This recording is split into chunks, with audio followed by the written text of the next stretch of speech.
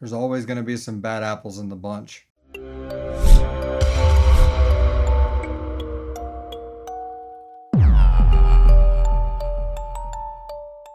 So Snow White, not 1937, unfortunately, but 2025 is the new live action ish adaptation of a Disney classic, or more unfortunately for the Brothers Grimm, super awful adaptation of their original story.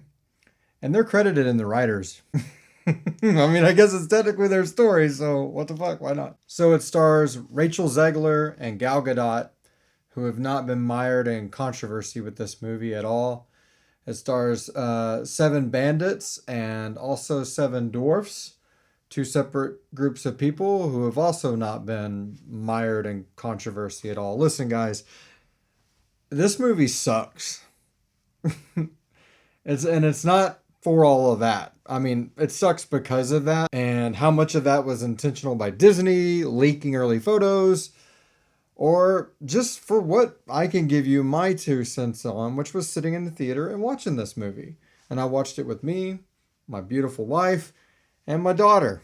Now, my daughter is 12, going on 13 years old now, so she's probably a little out of the demographic of this movie. There seem to be some younger little kids in front of us that were having an okayish time, but theater was pretty damn empty. There was probably maybe 15, 16 people in there to see it. On a Sunday matinee, bring the little kids, take them to a nice breakfast. Let's go see a movie, maybe catch a late lunch after. No, not for this movie. This was an empty house for a Disney picture. And that leads me to my biggest issue with this movie. It's just boring. It's boring and generic and a Broadway wannabe. I mean, all the new songs, just like most of these live action Disney remakes, are very forgettable. I thought Gal Gadot did a pretty cool job with her bad guy song, but I can't remember any of it.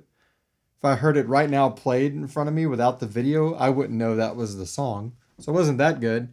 And then the songs that did make their way back from the 1930s version of this, well, they kind of fucked them up. They weren't as catchy, they weren't as fun. I mean, that's a pretty fucking perfect cartoon. Put your member berries in your mouth or nostalgia goggles on and bring this one in. It's not a good looking film. There's a scene where she is being pulled through the dark forest where she ends up with the seven dwarfs, and that's probably the best part of the film visually. The love story is a throwaway love story that feels like some weak ass surface level kind of guy. I'm good, but I do bad things, but actually I'm just kind of here. That's the hero and the male side of it, which is not even in the movie for the majority of it. So it's kind of hard to care about the love story. So I feel like you still get the same dilemma from the cartoon, which was True Love's Kiss is the antidote for a poison apple. And you're like, these guys are in love, or they love each other? He just sees this thing and is like, wow. It's a little deeper than that because at least they met before, but still not enough to be like, was True Love's Kiss, or I kind of like the bang this chick's twist. I don't know.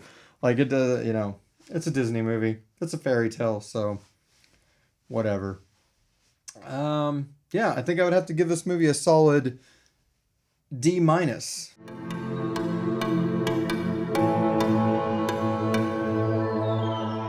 Which I think is my lowest rating yet since I started doing this. Definitely the movie I enjoyed the least this year. It's not really marketed towards me, but again, I think a bunch of 4 and 5-year-olds aren't going to have the wherewithal to sit through something like this either.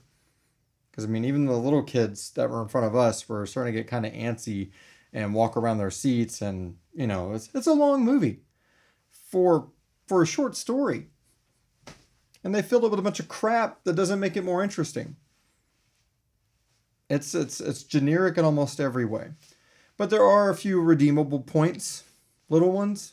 The beginning of the movie gives you a lot of hope, makes you feel like, hey, this is going to be a decent movie. They kind of fast track Snow White and why she's named what she is. And you see daddy and mommy, and the mommy exits the picture and the daddy exits the picture. And bam, here's our antagonist. And I'm like, okay. And then once you see the Uncanny Valley dwarfs, it's over. Like, the movie literally, not just because of them, But that's about the point where it's just like this thing just dips into eye rolling, eye rolling, eye rolling. Every time a song's like, oh, I look at my, here we go.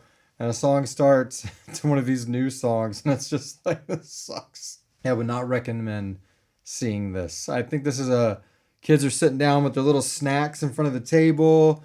You're just trying to keep them occupied while you clean some stuff early, and it's just a movie in the background on the TV for some kids while they're over. That's about where it hits. You know, the other little good points is I would say Rachel Zegler has an amazing voice, but she sang a lot of songs I can't remember. I'm assuming she didn't write the songs, obviously, so it's not really her voice's fault. But she's got a hell of a set of pipes there. So that was entertaining. I don't get the she's uglier than Gal Gadot or Gal Gadot's prettier than her. I don't really have a dog in that fight. I think they're both gorgeous women that are on screen, and you know, I don't think that is really the point of the movie, because it's supposed to be the beauties on the inside and all that kind of crap. So dude, this whole movie is just boring. It's a really boring movie, which makes for a boring review. I'm sorry. I guess I'll end with this. I think it'd be a lot cooler if Tangled, Rapunzel, and Frozen, like this newer animation style, is what they were like, hey, let's go back and make Little Mermaid, Snow White, and Jungle Book in these films in that style. Because with as much CG as in the Lion King remakes, and even in this movie and a lot of the others, Little Mermaid, why not do that anyway? That might be a little bit more interesting. And that way you can bring in some more of the themes of today or expand some stories, and you don't feel like you're taken out of this really cool animated experience. There's the whole live action thing is shit. Yeah. Put in the comments what's your favorite Disney live action movie. Yeah. I think mine would be The Jungle Book. Freaking just Christopher Walken going, ooh, ooh, ooh. But I walked out of the theater, and guess what? I could still remember that. I could remember one of the iconic songs being done by a new person doing the voice, and it stuck. All right, that's it. I'm done. My long-winded ass is out of here because this was a super long-winded movie, and I don't want to waste no more of your time on Snow White 2025. So far, it's the first movie on my my probably worst movies of 2025 list, and I hope it is, because I hope there's not 10 other movies that are going to be worse than this I'm going to see this year. And I think I just jinxed myself. Here I go. I'm leaving. Goodbye.